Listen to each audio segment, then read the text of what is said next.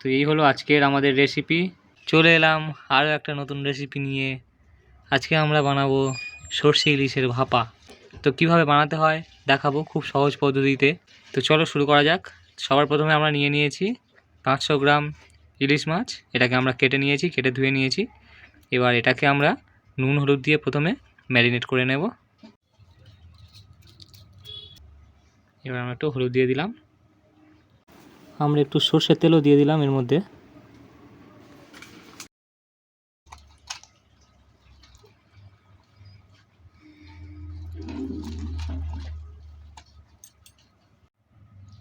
ব্যাস, আমরা মাছগুলোকে খুব ভালো করে ম্যারিনেট করে নিলাম নুন আর হলুদ দিয়ে। এবার এর জন্য আমরা কি কি মশলা লাগে সেটা আমরা দেখিয়ে দেব, উপকরণগুলো। তো সবার প্রথমে আমরা নিয়ে নিয়েছি 2 চামচ সাদা সর্ষে, 2 চামচ কালো সর্ষে, আর এখানে 6-7টা কাঁচা লঙ্কা। এর সাথে আমরা নিয়েছি 2 চামচ পোস্ত। তো সবার প্রথমে সর্ষেগুলোকে আমরা জলে ভিজিয়ে ভালো করে ধুয়ে নেব। নিয়ে সর্ষে আর কাঁচা লঙ্কাকে একসাথে আমরা একটু লবণ দিয়ে বেটে নেব। খুব সামান্য একটু লবণ দেবো, দিয়ে আমরা বেটে নেব।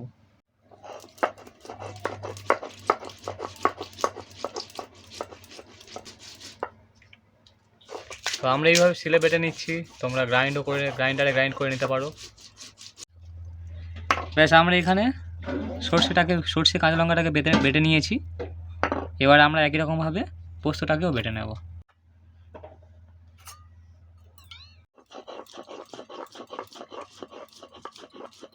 তো আমাদের পোস্ত বাটা কমপ্লিট। এইবার আমরা সর্ষের মধ্যে কিছুটা জল দিয়ে আমরা সর্ষেটাকে ছেঁকে নেব। ব্যাস, সেরকম আমরা জল দিয়ে আমরা ভালো করে পাতলা করে নিয়ে এবার এটাকে আমরা ছেঁকে নেব। ব্যাস, এটাকে আমরা কাপড় দিয়ে সাদা কাপড়, পরিষ্কার কাপড় দিয়ে ছেঁকে নিচ্ছি। বড় ছাঁকনি হলেও হবে, ছাঁকনি স্ট্রেনার দিয়ে তোমরা এটাকে স্ট্রেন করে নেবে। ব্যাস, আমরা ভালো করে এটাকে ছেঁকে নিলাম। আমাদের বাটা মশলা রেডি, কমপ্লিট। এবার আমরা চলে যাব কড়াইতে। ব্যাস, আমরা কড়াইটা গরম হয়ে গেলে আমরা কড়াইয়ের মধ্যে তেল ঢেলে দিলাম। এবার এর মধ্যে আমরা দিয়ে দেব 1 চামচ হলুদ গুঁড়ো। হলুদ মাছে আগে থেকে দেওয়া ছিল, ম্যারিনেট করার সময় দিয়েছিলাম, তাই সেই হিসাবে আমরা হলুদ দিয়ে দিলাম 1 চামচ।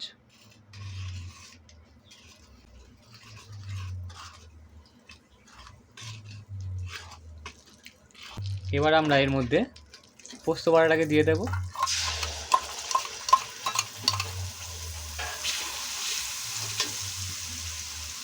এবার তার সাথেই আমরা দিয়ে দেব ছেঁকে রাখা সর্ষে কাঁচা লঙ্কা বাটা।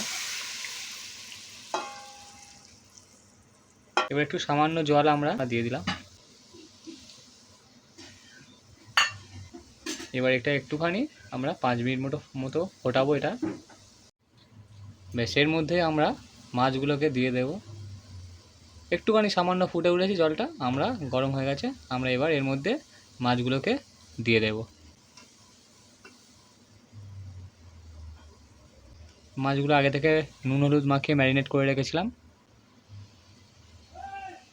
এবার এটাকে আমরা গ্যাসের ফ্লেমটা একটু কম করে দিয়ে এটাকে ঢাকা দিয়ে আমরা ফোটাবো। ব্যাস, খুব সুন্দর আমাদের মাছগুলো থেকে তেল ছেড়ে দিয়েছে। এবার আমরা এটাকে আবার একটু উল্টে দেব, দিয়ে আরও কিছুক্ষণ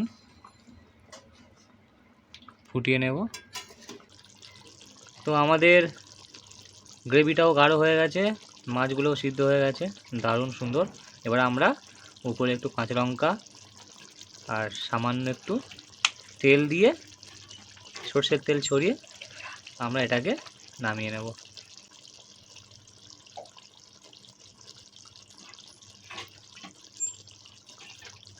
ও অসাধারণ দেখতে হয়েছে, কালারও অসাধারণ এসছে, তেল ছেড়েছে খুব সুন্দর মাছ থেকে। এবার আমরা এটাকে নামিয়ে নেব।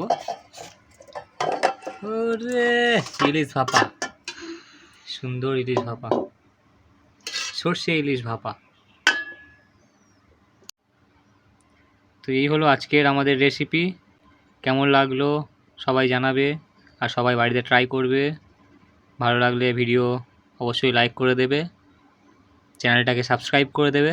ফিরছি পরের ভিডিও নিয়ে, পরের নতুন একটা রেসিপি নিয়ে।